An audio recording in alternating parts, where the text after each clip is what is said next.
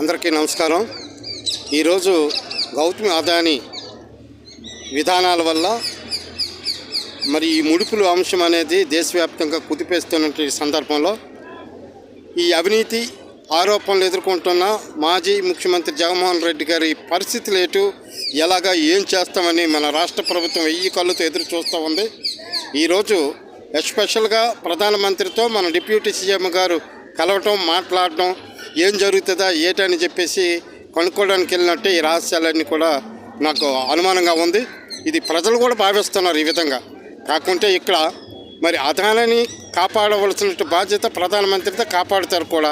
మరి అలాంటప్పుడు green seat మరి మన మాజీ ముఖ్యమంత్రికి జగన్మోహన్ రెడ్డికి కూడా వస్తుంది.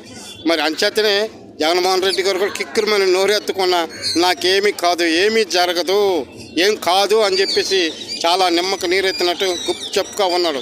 ఎందుకంటే